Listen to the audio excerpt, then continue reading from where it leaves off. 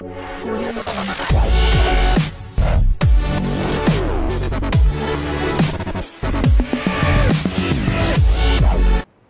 रसिक मित्र हो, नमस्कार. आज आपल्या मल्हार कम्युनिकेशन्स प्रस्तुत गाजलेल्या संवाद कट्ट्यावर अर्थात हॉबी डू बी डू म्हणजेच एक तरी छंद असावा हे ब्रीद घेऊन वाटचाल करणाऱ्या या संवाद कट्ट्यावर एक विशेष अतिथींना आपण आमंत्रित केलेलं आहे. अत्यंत ऊर्जावान आणि मनस्वी मेहनत घेणारा हा रंगकर्मी आहे. त्यांचं नाव आहे विशाल जाधव. मित्रांनो, नवं ते हवं आणि कमी तिथं आम्ही या उक्तीनं या शिकवणीवर ज्याची पदचिन्ह चाललेले आहेत आणि जो समर्थ बहुउद्देशीय संस्थेचा सचिव आहे, मुख्य बिनीचा असा शिलेदार आहे की ज्या संस्थेनं मानाचा प्रतिष्ठेचा शाहू फुले आंबेडकर हा राज्य शासनाचा 7.5 लाखांचा सन्मानपत्रासह हा पुरस्कार मिळवलेला आहे. हे सोपं नाही. मी परत सांगतो की यशाची जर सोपान चढायचं असेल आणि यशाचं जर चांदणं आपल्याला हवं असेल तर प्रयत्नांची प्रचंड पराकाष्ठा करावी लागते. आणि विशाल जाधव आणि त्या संपूर्ण संस्थेच्या शिलेदारांनी, त्याच्या टीमने सूत्रबद्ध टीमवर्कमुळे हा पुरस्कार त्यांना मिळालेला आहे. बघूया की हा प्रवास कसा झाला, यशाच्या दिशेने ते कसे गेलेत. तर सूत्रबद्ध टीमवर्कमुळे मिळाला प्रतिष्ठेचा पुरस्कार या विषयावर बोलण्यासाठी रंगकर्मी विशाल जाधव आज आपल्या स्टुडिओमध्ये आहेत.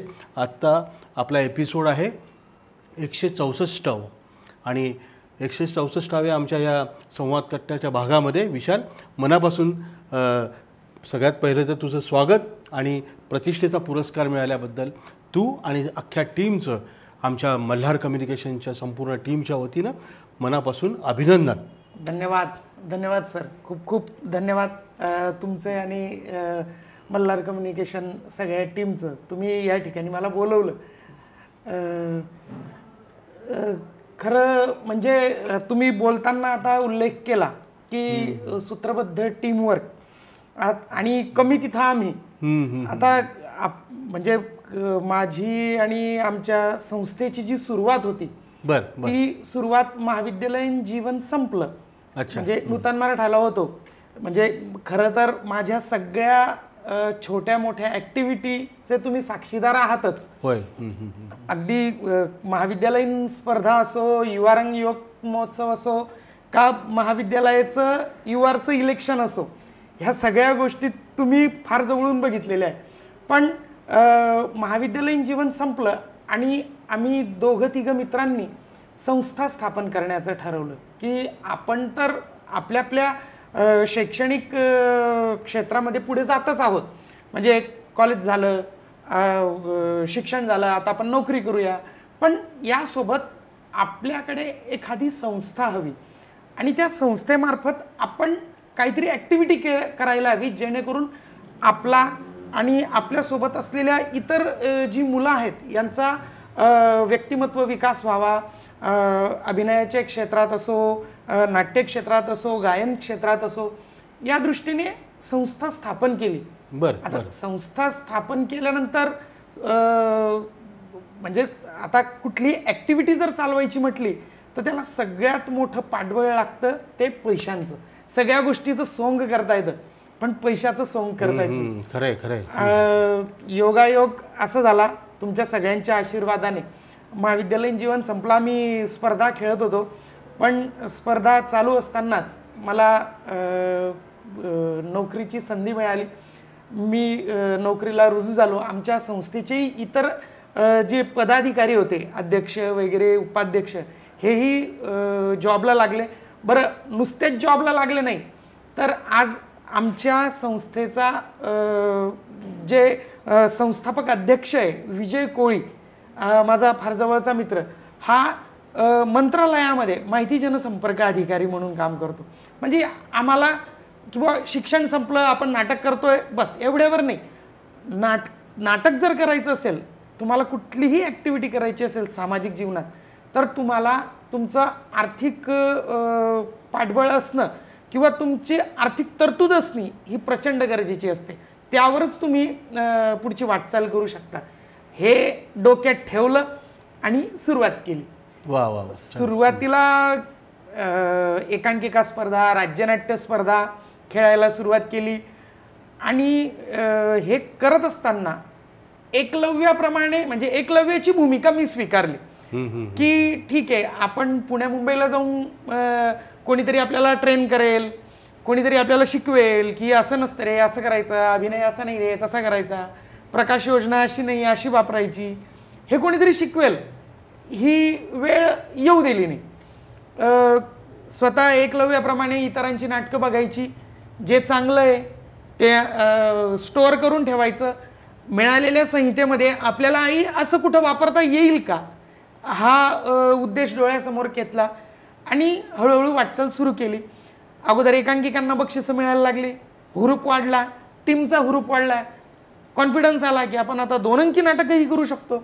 2 अंकी नाटक करायला सुरुवात केली आणि सुदैवाने म्हणजे आणि सांगायला आनंदही असा वाटतो, जवळपास 8-9 नाटकांची आमच्या संस्थेने निर्मिती केली आणि त्याच्यामध्ये जवळपास 6 ते 7 नाटकांना आम्ही पहिले 3 आहोत, त्यातले त्यात 2 तर पहिलेच आहोत. अशी आमची वाटचाल सुरू झाली. नाटक सगळेजण आणि एक महत्त्वाचं आम्ही ठरवलं सगळ्यात आमच्या टीमची जमेची बाजू म्हणजे जोही आमच्या टीममध्ये काम करायला येईल, अच्छा, त्याने मुळात मी नाटक करणार आहे बुवा, आनंदाची गोष्ट आहे, पण त्यासोबत शिक्षण आणि जॉब हा प्रचंड महत्त्वाचा आहे. जॉब करशील तर माझ्या नाटकात काम कर, जॉब नाही करत तर नाटकात काम करू नको, हे स्पष्ट तोंडावर मी सांगून एखादा कलाकार ज्यावेळेस येतो विचारतो, सर मला तुमच्या टीममध्ये, कारण की बक्षीस मिळालं, पेपरमध्ये फोटो आला, नाव झालं किंवा इतरांच्या तोंडून ऐकलं विशाल सरांचं टीम आहे, समर्थ बौद्धिशीय संस्था आहे, की बरेच लोक ॲप्रोच होतात, फोन करतात. काही महाविद्यालयीन मुलं आहेत, महाविद्यालयीन मुलांचं ठीक आहे, पण जी मुलं की त्यांच्यावर कौटुंबिक जबाबदारी, त्या मुलांना म्हणजे त्या तरुणांना सुद्धा मी स्पष्ट शब्दात सांगतो, तुम्ही अगोदर जॉब करा, संध्याकाळी आपली प्रॅक्टिस असते, मी स्वतः जॉब करतो, मी स्वतः शिक्षक आहे, 11 ते 4 4:30 माझी शाळा असते, 4:30ला शाळा संपवून 6:15 6:30ला म्हणजे माझी शाळा इथून 80 किलोमीटर आहे, शाळा आटपून जळगावात यायचं, जळगावात आल्यानंतर मग प्रॅक्टिस सुरू करायची आणि मग 7-7:30ला प्रॅक्टिस सुरू झाली की 11 11:30पर्यंत प्रॅक्टिस करायची. सगळेजण म्हणजे माझ्या टीममध्ये जे जे इंजिनियर आहेत, जे जे MSCBचे ऑफिसर आहेत, हे सुद्धा सगळे काम सांभाळून प्रॅक्टिसला येतात. आणि जरी माझ्यापेक्षा वयाने मोठे असले, आता काही कलाकार जे आहेत ते माझ्यापेक्षा मोठे आहेत, वयाने मोठे आहेत, आर्थिकदृष्ट्या माझ्यापेक्षा मोठे आहेत, पण तरीसुद्धा मी जर त्यांना सांगितलं की तुम्हाला असा असा अभिनय करायचा आहे, असं असं चालायचं आहे, असंच बोलायचं आहे, तर कुठलाही आढावेढा न घेता ती मंडळी अगदी तसंच्या तसं फॉलो करते. दिलेल्या सूचना जशाच्या तशा फॉलो होतात. आणि याच्यामध्ये काय असतं, मुळात आपला जो टीम लीडर आहे त्याच्यावर असलेला इतरांचा विश्वास हा खूप महत्त्वाचा असतो. आता नाटक करणं, नाटक एंटरटेनमेंट म्हणून नाटक करणं ही गोष्ट वेगळी, पण नाटक करताना सुद्धा आम्ही संहिता निवडताना सुद्धा सामाजिक भान ठेवूनच संहितेची निवड केली. म्हणजे सुरुवातीला आम्ही जे नाटक केलं सांबरी नावाचं, आदिवासी लोकांच्या जीवनावरचं नाटक होतं, ते केलं. त्याच्यातून आदिवासींचे प्रश्नही मांडले की बा आपण नुसतं यातच न अडकून राहता आपण आणखी पुढे काहीतरी करू शकतो. पालकांना त्याच्यातून संदेश देणारं एक हे होतं, मेसेज होता. त्यानंतर आम्ही उंच माझा झोकागन सारखं नाटक केलं, ते तर नम्रातच आलं. त्याच्यातही महिलांच्या जीवनावरचे म्हणजे तुम्ही जो विषय वापरला की महिला सक्षमीकरण वगैरे, हा पॉइंट ऑफ ठेवून आम्ही ती संहिता निवडली की नाही, महिलांचे विषय, मुलींचे विषय, 2 मैत्रिणींची गोष्ट होती ती, तर ती लोकांपुढे मांडण्याचा आम्ही प्रयत्न केला. त्यानंतर जी नाटकं करत गेलो, त्यानंतर आम्ही महापात्र नावाचं एक नाटक केलं. शांतीबाई त्रिलोकचंद त्रिपाठी ज्या होत्या, म्हणजे थोडक्यात शॉर्टकटमध्ये सांगायचं झालं, जशा आपल्या महाराष्ट्राच्या सिंधुताई सपकाळ तशा त्या तिकडच्या बिहारमध्ये, हां, समाजसेविका, त्यांचंही जीवनाचा स्ट्रगल ते आम्ही याच्यातून मांडलं. त्यानंतर गेल्या वर्षी जे आमचं नाटक पहिलं आलं, आर्यमा उवाच नावाचं, तेही नाटक आपली शामिनी म्हणजे शूर्पणखा, आपण सगळे तिला शूर्पणखा या नावाने ओळखतो, पण तिचं खरं नाव शामिनी होतं. जगापुढे फक्त एवढंच आलेलं की शूर्पणखा हिचं नाक लक्ष्मणाने कापलं, हीच गोष्ट सगळ्यांना माहिती, पण त्याच्या मागची शूर्पणखा किंवा तिचं खरं नाव शामिनी होतं. ती उत्तम नृत्यांगना होती, त्यानंतर ती सुंदर होती, जरी सावळी होती पण सुंदर होती. अशा सगळ्या गोष्टी तिच्या जगासमोर आल्याच नाही. पण तारा बनारसे यांची शामिनी नावाची ती कादंबरी होती. म्हणजे जेव्हा संहिता माझ्याकडे आली, तुम्हाला एक सांगताना आनंद वाटतो सर, की नाटकाची संहिता निवडली की निवडल्यानंतर तिचा 2-3 बाजूने अभ्यास करणं खूप गरजेचं असतो. आता मला जेव्हा कळलं की तारा बनारसे यांच्या कादंबरीवरचं हे नाटक आहे, तर आमच्या टीमच्या मुलांनी आणि आम्ही की नेमकं कादंबरीत काय हे तर बघूया, कंटेंट्स. हां, म्हणजे काही गोष्टी लेखकाकडनं मांडताना, कारण लेखक काय करतो, लेखक स्टोरी लिहित जातो, पण दिग्दर्शकाला ती उभी करताना याच्यात काय काय नाविन्य आणता येईल. अच्छा, हा प्रसंग तर खूपच छान आहे, पण यांच्याकडनं हा सुटला, तर हाही याचाही कुठंतरी आला पाहिजे. अशा गोष्टी रचत रचत आम्ही ते नाटक केलं. ते सगळ्यांना भावलं. कॉस्ट्युम प्ले होता, पौराणिक नाटक होतं. प्रचंड माझी तर दमछाक झाली, कारण पहिले 20 मिनटं नाटक संस्कृतमध्ये. पहिलं तर हाच प्रश्न होता की पहिले 20 मिनटं नाटक संस्कृतमध्ये असताना लोकांना कळेल नाही कळेल, लोक बोर होतील, लोक जातील. पण तुम्ही स्वतः होते प्रयोगाला, अत्यंत सुंदर झालं, बक्षीस मिळालं. त्यानंतर असाच अभ्यास करता करता जी ए कुलकर्णींच्या मुक्ती या कथेवरचं नाटक केलं. शैलेश गोजमगुंडे सर यांनी ते लिहिलेलं. तेही वाचतानाच मला एवढं हे झालं की बापरे, एवढं कठीण नाटक. आणि त्यातल्या त्यात की जो एकलव्य असतो, एकलव्याचा अंगठा कापला गेला, पण असाच एकलव्य परत पुढे तयार होऊ नये, त्यामुळे एकलव्याला फक्त एका हाताने बाण चालवता यायचा. पण त्याच्या पुढच्या पिढीने हे शिकलं की अच्छा, एका हाताचा अंगठा कापला गेला तर दुसऱ्या हाताच्या अंगठ्याने सुद्धा बाण चालवता आलं पाहिजे. हा जो त्याच्यातला मेसेज होता तो प्रचंड आवडणारा होता, छान होता, पॉझिटिव्ह होता. आणि ती कथाही फार सुंदर होती. त्याचं एवढं विश्लेषण मी सांगत नाही, पण असं करत करत की बा आपल्याला सामाजिक भान ठेवून हे सगळं करायचंय. आता शाहू फुले आंबेडकर पुरस्कार मिळाला, पण पुरस्काराचा जो बंच होता सर, आम्ही सुरुवातीला जेव्हा तयार करायला घेतला की त्यांच्या नॉर्म्स प्रमाणे आपले सगळे डॉक्युमेंटेशन लावायचं, प्रस्ताव तयार केला, त्यावेळेस मला असं झालेलं की हा कागद ठेवू का हा ठेवू, बरं हेही महत्वाचं वाटतंय, हेही महत्वाचं वाटतंय. आता याच्यामध्ये सगळ्यात महत्वाची जोड मला मिळाली ती माझ्या पथनाट्यांची.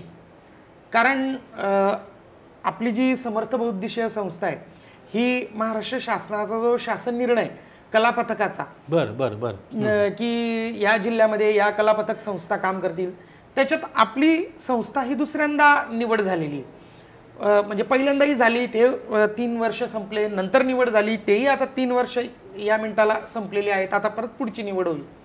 तर हे करत असताना ज्या शासनाच्या वेगवेगळ्या योजना मला वाटतं 4,000च्या वरती पथनाट्य हो सादर हो झाली. सर, हो हो. सोपी गोष्ट नाही. या सगळ्या याच्यामध्ये सर मला सगळ्यात जास्त फायदा झाला हा पथनाट्यांचा. म्हणजे शासनाच्या ज्या विविध योजना आहेत त्या योजनांमुळे काय झालं की आमच्याकडे आता आपण सामाजिक बांधिलकी ठेवूनच संस्थेची स्थापना केली होती की नाही आपण वेगवेगळ्या सामाजिक विषय हाताळले पाहिजे, त्याच्यावर काम केलं पाहिजे. आणि कलावंत म्हणून पथनाट्य करायचं तर तो एक वेगळा आनंद की म्हणजे समाजासमोर प्रबोधनही करता येतं आणि आपली ऍक्टिंगची हौस पण पूर्ण होते, दिग्दर्शनाची हौस पूर्ण होते. तर जे पथनाट्य करत असताना आम्हाला जे वेगवेगळ्या कार्यालयांकडनं जे पथनाट्याचे प्रोग्राम मिळाले, म्हणजे उदाहरणार्थ जिल्हा परिषदकडनं बेटी बचाओ बेटी पढाओ, त्यानंतर माहिती कार्यालयाकडनं शासनाच्या विविध योजना की ज्या तळागाळापर्यंत ग्रामीण भागापर्यंत पोहोचल्या पाहिजे, अशा गोष्टींचा आणि त्या पेपर कटिंग ह्या सगळ्यांचा मला प्रचंड फायदा झाला की एवढ्या 5-6 वर्षामध्ये आपण जे काम केलं. आणि मला असं वाटतं थांबवतो तुला, माझ्या माहितीप्रमाणे 2010 साली स्थापन झाली तुमची संस्था. म्हणजे 14 वर्षांचा तब्बल प्रवास आहे. आणि त्याच्यात महिलांच्या सक्षमीकरणाच्या सोबतच म्हणजे जनजागृती करण्यासाठी जे पथनाट्य केले ते 4,000च्या वरती आहे. आणि शिवाय शासकीय योजना बिलकुल हे सगळे निकष, कारण स्पर्धेमध्ये आणि दुसऱ्या पण संस्था असतात असतात, इतर म्हणजे इतर संस्थाही असतात. पण आपली निवड झाली, आपल्याला काम मिळालं, आपण आपलं काम प्रामाणिकपणे करावं, त्याचा मोबदला म्हणजे प्रेक्षकांच्या. आता तुम्हाला एक छान किस्सा सांगतो. आम्ही गेलो एका खेडेगावामध्ये आणि कार्यक्रम सादर केला. आता शासनाचा प्रोग्राम असतो, टाइम बाउंडिंग असतं, इतक्या वेळेत संपवायचा आहे, बरं इतक्या गावांना करायचंय, बरं तो प्रवास, सगळ्या कलाकारांची वेळ, असं सगळं हे करत असताना आम्ही एक 15-18 मिनिटाचा कार्यक्रम केला आणि कार्यक्रम संपवला. ते जे ग्रामपंचायतचे लोक होते ते आमच्या जवळ आले की दादा, म्हणजे ऐराणीच सांगत होते ते की जल्दी सर घ्या तुमचा कार्यक्रम. आता अहो म्हटलं आम्हाला पुढच्या गावाला जायचंय. नाही ना, मग कितना टाइम चालूच म्हणे तुमचा कार्यक्रम, म्हणजे किती वेळ चालतो. तसं तर आम्ही 2 घंटांना कार्यक्रम करत असतो. म्हणजे ऍक्च्युली आपण सर 2 तासाचा एक प्रोग्राम सेट केलेला आहे. त्याच्यामध्ये भारूड, गवळण, बतावणी असं सर्व समावेशक. पण त्यातल्या त्यात त्याच्यातून समाज प्रबोधन व्हावं, लोककलेच्या माध्यमातून समाज प्रबोधन. म्हणजे नुसतंच हुल्लडबाजी किंवा पानसट डायलॉग मारायचे लोक, जसं म्हणजे आता तुम्ही काही जर तमाशाचं हे बघितलं असेल, सवंग लोकप्रियता मिळवण्यासाठी काही करायचं, तसं नाही. ओके, आपण कॉमेडी करायची, आपण विनोद सादर करायचा, पण त्या विनोदातून काहीतरी मेसेज गेला पाहिजे, त्याच्यातून लोकांचं प्रबोधन झालं पाहिजे. हा उद्देश डोळ्यासमोर. मग त्यांना म्हटलं अहो आम्ही 2 तासाचा कार्यक्रम करतो. हा ठीक आहे म्हणे. मग आमच्या इथं या म्हणे. म्हटलं एक काम करा, तुमच्या इथं गणपती बसतो का? हा म्हणे आमच्या गावात एक गाव एक गणपती बसतो. म्हणलं अरे वा, हे तर फार सुंदर आहे. म्हटलं मग गणपतीमध्ये आम्ही कार्यक्रम करायला येऊ. आणि त्यांनी आम्हाला कार्यक्रमाला बोलवलं, बाकायदा आमंत्रण दिलं. आम्ही तिथं गेलो. कार्यक्रम कमीत कमी सांगतो सर, एक 2,500-3 हजार पब्लिक होती. 2 तास कोणीही हुल्लडबाजी केली नाही. आता तुम्हाला तर माहिती की ग्रामीण भागामध्ये संध्याकाळी लोक कार्यक्रम झालेला असतो त्यांचा, आणि मग ते फक्त हुल्लडबाजी करायची या दृष्टीने आलेले असतात. पण मी अगोदरच हात जोडून त्यांना विनंती केली होती की हा तमाशा नाही, हे तुमच्यासाठी आम्ही प्रबोधनपर नाटक करायला हवं. तर असे सुद्धा मला अनुभव आले. म्हणजे करायला गेलो छोटस पथनाट्य शासनाचं, पण त्यांनी सांगितलं की नाही तुम्ही तर छान करता, आणखी मोठं काही असेल तर सांगा. म्हणजे अशाही सुद्धा संध्या येत गेल्या. त्या अनुषंगाने आमचा एक भारूड, गवळण, बतावणी असा एक कार्यक्रम सेट झाला. म्हणजे हे आपण म्हणतो ना, ती म्हण आहे की हम चलते गए कारवा बनता गया, अशी ती एक हे झाली. आणि सुरुवात झाली सगळे पथनाट्याचे डॉक्युमेंट. त्यानंतर आम्ही सर वेब सिरीज सुद्धा केली, पांडुभाऊ नावाची ऐराणी वेब सिरीज. त्या ऐराणी वेब सिरीजच्या 5 एपिसोड केले. पण 5ही एपिसोड हे सगळे सोशल सामाजिक विषयावरचेच केले, की ज्याच्यातून आपल्या वेब सिरीजचा हा जो एपिसोड आहे हा लोकांनी बघितला तर लोकांचं प्रबोधनच झालं पाहिजे. वास्तविक आम्हाला त्याच्यातून ₹1 मिळाला नाही, आम्हीही कोणाला दिलं नाही. सगळेजण अगदी कॅमेरामॅन पासून, एडिटर पासून, कलाकार पासून सगळ्या लोकांनी फ्री ऑफ कॉस्ट माझ्याकडे काम केलं, आनंदाने काम केलं. त्याच्यामध्ये आम्ही लोकमान्य टिळकांच्या त्यांनी संकल्पनेतून सुरू केलेला गणेशोत्सव आणि आजचा गणेशोत्सव हा एक विषय मांडला. त्यानंतर हागणदारी मुक्त गाव सारखा एक विषय मांडला. त्यानंतर तुम्हाला सांगतो MSCBच्या जे कर्मचारी असतात, लाईनमन, वायरमन, यांच्या व्यथा मांडणारा एक एपिसोड केला. असे जवळपास 5 एपिसोड केले. त्याचाही मला त्या याच्यामध्ये प्रस्तावामध्ये प्रचंड बेनिफिट झाला. कारण त्या जे आमचे जे कात्रणं होते की यांनी असं असं केलं, ही वेब सिरीज हे विषय वापरले, तर तोही एक आम्हाला छान बेनिफिट मिळाला. पण तुम्हाला एक सांगतो सर, आज मी प्रतिनिधी म्हणजे समर्थ बौद्धिशीय संस्थेचा प्रतिनिधी म्हणून मी आलोय, पण खरं म्हणजे मी एकटा नाही, याच्या मागे प्रचंड मोठी टीम आहे. आमचा जवळपास 45 ते 50 लोकांचा, त्याच्यामध्ये लहान मुलांपासून तर शाळेच्या मुलांपासून, महाविद्यालयीन मुलांपासून तर अगदी वयोवृद्ध लोकांपर्यंतचा आमचा हा परिवार आहे. याच्यात अगदी एखाद्या नाटकामध्ये, एखाद्या पथनाट्यामध्ये ज्याने छोटीशी भूमिका केली, अगदी 2 वाक्य बोलला, तर त्याचा सुद्धा हा पुरस्कार आहे. आणि ज्याने पूर्ण, आता मी तर शिक्षक आहे, मी माझी शाळा सांभाळून हे करत असतो, पण हे सगळं पुढे चालवण्यात संस्थेचे जे अध्यक्ष आहेत योगेश लांबोळे यांचा, योगेश लांबोळे म्हणजे ते अध्यक्ष आहेत, पण योगेश लांबोळे, रविकुमार परदेशी, सागर सदावर्ते, संकेत राऊत अशी असंख्य नाव आहेत की ज्यांचं नाव घेतल्याशिवाय हे प्रोसेस पुढे सरकणार नाही. अगदी म्हणजे मी काही वेळेस असा प्रसंग येतो सर, मी शाळेत असतो, फोन लागत नाही, रेंज नसल्यामुळे, टेक्निकल प्रॉब्लेम असल्यामुळे आणि पैशाची अडचण असते की आपल्याला हे काम तर करायचंय पण पैसे लागणार आहेत, मग विशाल सर येतील, मग ते पैसे देतील, मग ते काम होईल, असं कधीही होत नाही. काम पडलं का असं काम आहे, पैसे लागताय, तिसराच व्यक्ती पैसे टाकून काम संपवून टाकलेलं असतं. म्हणजे पैशांमुळे काम आणलं असं आजपर्यंत कधीही झालं नाही. आणि ह्या याच्यामध्ये पुरस्कार मिळवण्यापर्यंतच्या यादीमध्ये जी मी तर आता तुमच्या या मुलाखतीच्या अनुषंगाने सगळ्यांना धन्यवाद देऊ इच्छितो. माझे आता काही मंडळी जी आहेत सर, पण हे फॅमिली सपोर्ट फार महत्वाचा असतो. काय सांगशील, कारण सोपं काम नाहीये सगळं. तुम्ही कुटुंबाचा विषय काढला सर, तुमच्या सगळ्यांना सांगायला मला खूप आनंद वाटतो.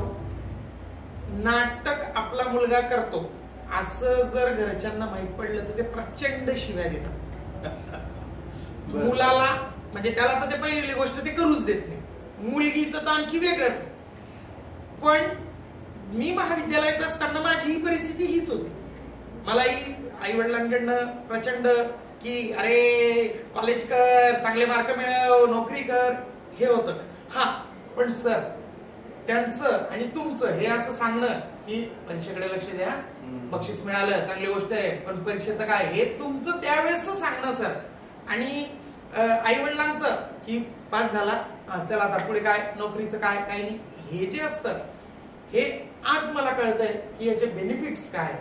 कारण सुरुवातीला सांगितलं म्हणजे आर्थिक पाठबळाशिवाय माणूस पुढे जाऊ शकत नाही. याच्यामध्ये सर मी नोकरीला लागलो, लग्न झालं, मिसेस नोकरीला लागली, माझा भाऊ इंजिनियर म्हणून नोकरीला लागला. या सगळ्या याच्यामध्ये माझ्या पाठीशी जर भक्कमपणे उभा असेल तर तो माझा भाऊ अमोल जाधव. याची प्रचंड मेहनत असते. तो तर मुंबईला असतो, पण नाटक असलं की त्याला शुक्रवार शनिवार कंपल्सरी येणे, प्रॅक्टिस घेणे, आणि तो माझा एक त्रयस्तर प्रेक्षक असतो. म्हणजे मी बसवलेली कलाकृतीकडे तो माझ्या भावाने बसवलंय म्हणजे चांगलंच आहे असं म्हणून कधीच बघत नाही.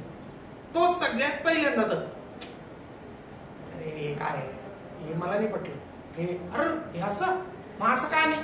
म्हणजे कसं असतं, माझं बाळ हे मला छानच वाटणार आहे, पण माझ्या बाळाचे चांगले गुण दुर्गुण हे दुसऱ्याला कळले पाहिजे. असा तो त्रयस्थ म्हणून जे काही बघतो नाटकाकडे माझ्या, आणि त्याच्यातून चर्चेतून म्हणजे तुम्हाला सांगतो सर, मी, माझा भाऊ आणि माझ्या टीमचे प्रत्येक कलाकार हे नाटकावर इतकं डिटेलिंग करतात, म्हणजे अगदी 2-2 महिने माझी प्रॅक्टिस चालते. आता काही लोक म्हणतात की वशिला लावून बक्षीस मिळवलं, वशिला लावून मिळवलं. मला त्यांच्यावर खरं म्हणजे हसू येतं. असो, तो मुद्दा वेगळा. 2 महिने तुम्ही ज्यावेळेस प्रॅक्टिस करतात, त्यातल्या त्या 2 महिन्यांमधले सॅटर्डे संडे तुम्ही 5-5 तास, 6-6 तास प्रॅक्टिस करतात. ही सोपी गोष्ट नाही सर. नक्कीच. म्हणजे मी त्या कलाकाराला इतका तयार करून घेतो की त्याला झोपेतून उठवलं, ए या वाक्यानंतर काय वाक्य, तो वाक्य व्यवस्थितच बोले. म्हटलं ओके. म्हणजे ही प्रोसेस करत असताना याच्यामध्ये सगळ्यात महत्वाचा माझा भाऊ, की जो पाठीराखा म्हणून, आर्थिक पाठबळ म्हणून माझ्या पाठीशी उभा राहतो. त्यानंतर महिला असतात, मुली असतात. महिलांची आणि मुलींची सगळी बाजू माझी मिसेस रोहिणी ही सांभाळत असते, की मुलींना काय हवं नको, किंवा मुलींचे इतर गोष्टी असतात की ज्या त्या उघडपणे शेअर नाही करू शकतात पुरुषांशी, तर त्या तिच्याशी शेअर करतात. ती त्याच्यावरचे प्रॉब्लेम सॉल्व्ह करते. त्यानंतर माझा मुलगी, आता मुलगा तर लहान आहे, मुलगी ती आता काम करायला लागली. तिचाही हट्ट असतो की नाही ह्या सीनला मी नाहीये, पण मग ह्या सीनला मी म्युझिक करते. म्युझिक कसं आहे मला शिकवा. अरे म्हटलं तुला ते शिकायचंच आहे, पण तू तुझ्या अभिनयाकडे कॉन्सन्ट्रेशन कर. हे होत असताना ज्यावेळेस सॅटर्डे संडेला प्रॅक्टिस चालू असते 5-5 तास, त्यावेळेस माझी आई 2-2.5 तास झाले, 3 तास झाले, पोरं प्रॅक्टिस करताय, माझी आई सगळ्यांचा चहा बनवून आणते. हा एक वेगळा आनंद असतो. म्हणजे प्रॅक्टिसला मुलं येणार आहेत, आज संडे जास्त वेळ प्रॅक्टिस चालणार आहे, वडील अगोदर पाण्याचा जार वगैरे, पोरांना पाणी लागणार आहे ते इथं साईडला भरून ठेव, असं म्हणजे अख्खं कुटुंब, पूर्ण कुटुंब आणि त्याच्यामध्ये सहभागी असतं. त्यांचं सगळ्यांची पॉझिटिव्ह एनर्जी, सगळ्या मित्रांची पॉझिटिव्ह एनर्जी. आणि मग म्हणजे काही जणांचा तर माझ्यावर आक्षेपच आहे, एवढ्या वेळ प्रॅक्टिस कोणी करता का. पण एवढा वेळ प्रॅक्टिस करतो म्हणूनच आज आपण यशस्वी होऊ शकतो, लक्षात घ्या. आणि त्यातल्या त्यात सामाजिक विषय हाताळून त्यावरही खूप भान ठेवावं लागतं. आपल्याकडनं चुकीचा हे नको जायला, आपली एखादी गोष्ट प्रेक्षकांसमोर चुकीची गेली त्याचा दुराग्रह नको व्हायला, ह्याही गोष्टी सांभाळाव्या लागतात. आणि हे सगळं ज्या वेळेस तयार केलं सर आणि सबमिट केलं, तर मला खरं म्हणजे आम्ही थिएटर तयार केलंय आमच्या गच्चीवर, कारण की प्रॅक्टिस हॉलच नव्हता. प्रॅक्टिस हॉल नसल्यामुळे इकडे प्रॅक्टिसला जा, तिकडे जा, परत त्याच्यात खूप टर्म्स कंडिशन, परत हॉलचं भाडं, पैसे, हा सगळा खूप मोठा इश्यू होता. मग आमच्या संस्थेची जी काही जमापुंजी होती, प्लस आमचे स्वतःचे खिशातले पैसे, सगळा पैसा लावून प्रॅक्टिस हॉल तयार केला, सुसज्ज असा, की ज्या ठिकाणी जो इको नसावा, हा सगळ्यात महत्वाचा मुद्दा घेतला मी. त्यानंतर दुसरी गोष्ट म्हणजे तिथं लाईट्सवर प्रॅक्टिस झाली पाहिजे. लाईट पॅटर्न तयार केले, विंग तयार केल्या, बॉक्स सेट. आता देवकृपेने तर अशी आमची हे संस्थेची सर परिस्थिती की अशी कुठली वस्तू नाहीये की जी आमच्याकडे नाही. सगळ्या गोष्टी स्वतःच्या आहेत, म्हणजे कुठं सुसज्ज, एकदम सुसज्ज आणि चांगल्या क्वालिटीच्या. छान छान. तर ते झालं, ते सगळं तयार करून घेतलं. आमचा सगळा पैसा संपला होता सर. आणि आम्ही मग ते नसतं का, सगळे पैसे संपले, आता आपल्याकडे 1 रुपयाही नाही. मग सगळ्यांपुढे प्रश्न होता की आता पुढे काय. पण मग ते कसं असतं, रंगभूमीला त्याची हे असते की अरे पोरांचे पैसे संपले, आता काहीतरी यांना पुढचं पळण्यासाठी काहीतरी लागेल. तर 1.5-2 वर्षापूर्वी टाकलेला प्रस्ताव, त्याचं हे येणं, निरोप येणं की मिळाल्यानंतरही मला स्वतःला विश्वास बसत नव्हता की आता बरं, म्हणजे ऍक्च्युली आम्ही महाराष्ट्र शासनाचा कुठल्या विभागाकडनं, सामाजिक न्याय, समाज कल्याण. बर. नेमका आम्हाला हा दुसरा पुरस्कार आहे. याच्या अगोदर आम्हाला जिल्हा क्रीडा कार्यालयाचा युवा संस्था पुरस्कार मिळाला, पण त्याची अमाऊंट 50,000 होती. आता ही जी 7.5 लाखाची जी अमाऊंट आहे ती, म्हटलं आपल्याला काय भरपूर मोठी शर्यत आहे, आपण कितपत पुढे जाऊ हा एक मनामध्ये होता. आणि जसं GR निघाला शासनाचा की तुम्हाला पुरस्कार जाहीर झालेला आहे आणि आमच्यापर्यंत निरोप आला, स्वतः समाज कल्याण अधिकारी साहेब जे आहेत, योगेश पाटील साहेब, त्यांचा स्वतः फोन आला की असं तुम्हाला पुरस्कार. म्हणजे खरं पटत नव्हतं. सगळ्यांना म्हटलं गप्प बसा, कोणालाही काही सांगू नका, काही होऊ शकतं, त्यांच्याकडनं चुकून फोन येऊ शकतो की तुम्हाला चुकून लागला, दुसऱ्यांना सांगायचं होतं तुम्हाला. पण ज्या दिवशी प्रत्यक्ष हातात सन्मान मिळाला त्या वेळेला आम्ही सगळीकडे हे केलं, पोहोचवलं की आम्हाला हा पुरस्कार मिळाला. आणि तो जो सगळा पैसा आहे, तर बऱ्याच तुम्हीही बघितलं असेल सर, एवढ्या तुमच्या पूर्ण कारकिर्दीमध्ये बरेच ग्रुप बनतात आणि तुटतात, 2 वर्ष 3 वर्ष. पण 2014-15 पासून वैयक्तिक संस्थेचा ग्रुप आजपर्यंत चालवणं, बरं कोणीही सोडून गेला असं नाही. जॉब निमित्ताने गेले सर, आता जॉब लागला, कारण पोटपाणी सगळ्यात महत्वाचं आहे. जॉब निमित्ताने गेले, पण जे आहेत जुळलेले आणि रेग्युलर काम करतायत, यांनी सुद्धा विचारलं नाही की मग आता त्या 7.5 लाख मधलं आम्हाला काय मिळणार आहे. कोणीही विचारलं नाही.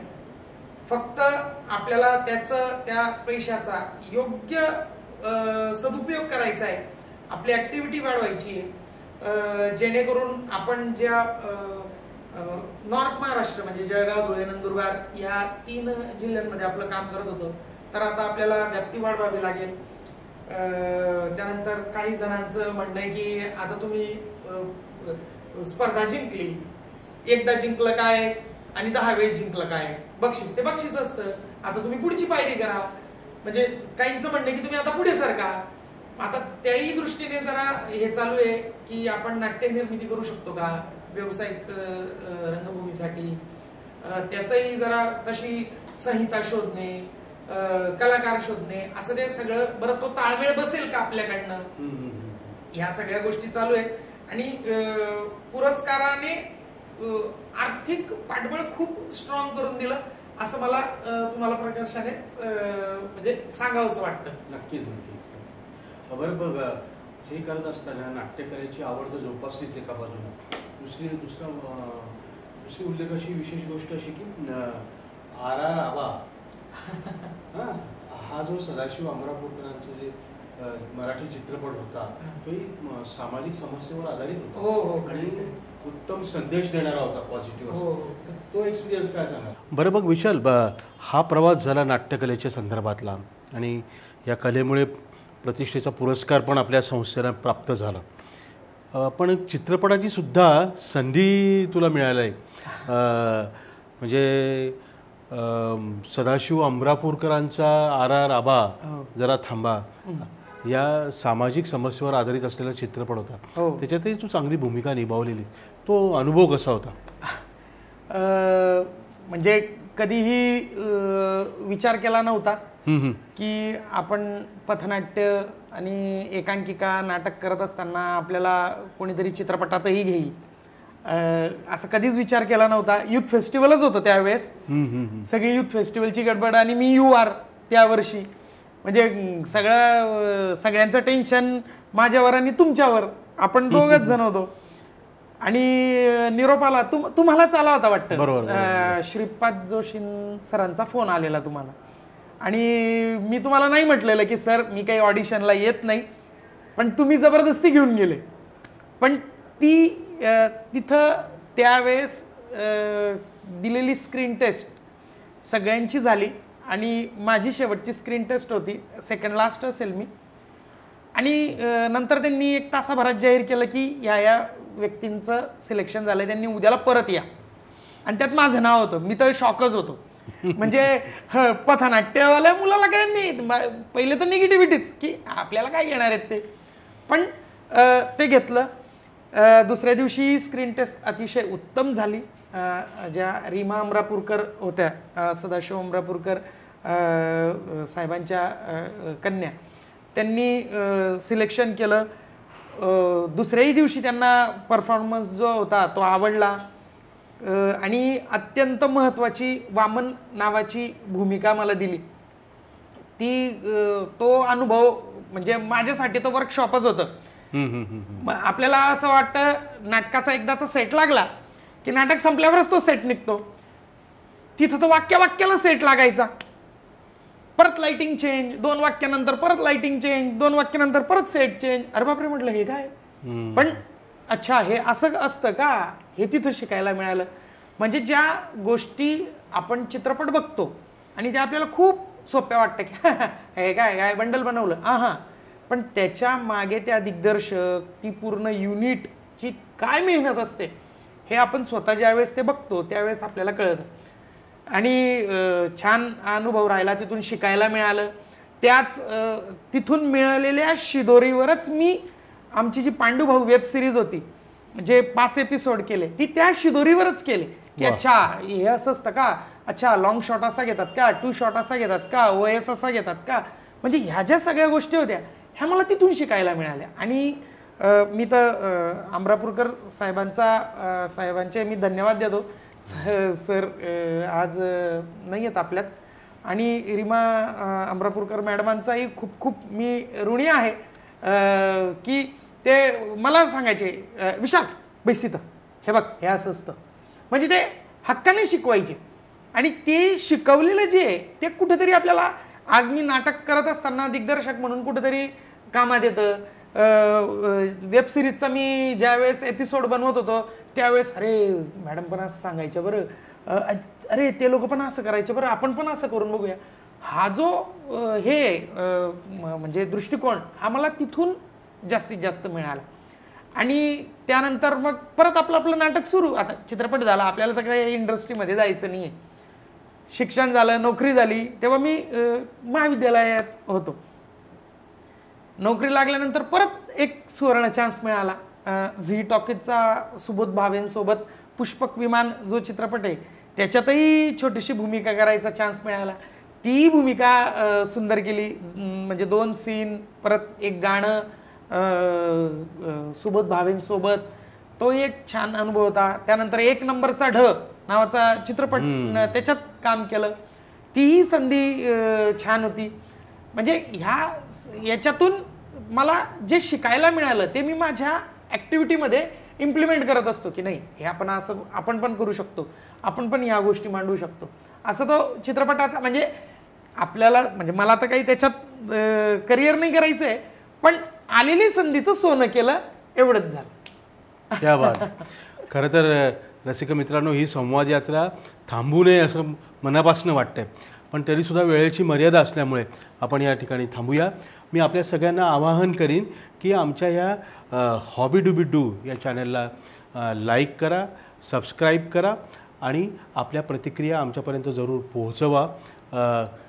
विशाल, आपण आमच्या या स्टुडिओमध्ये आलात आणि या संवाद कट्ट्यावर हा जो सगळा प्रवास आहे आणि सूत्रबद्ध टीमवर्कमुळे काय घडू शकतं, करिश्मा, सन्मान तुम्हाला जो मिळाला, प्रतिष्ठेचा पुरस्कार तुम्हाला जो मिळाला, तर असेच पुरस्कारांचे म्हणजे एका अर्थानं पाऊसच पडो आणि तुमच्या संस्थेच्या हातून, व्यक्तिशः तुमच्या हातून उत्तरोत्तर अशी चांगली सेवा रंगभूमीची हो, चित्रपटातसुद्धा तुम्हाला यश मिळो, असे मल्हार कम्युनिकेशनच्या संपूर्ण टीमच्या वतीनं मनापासून सदिच्छा, शुभेच्छा देतो.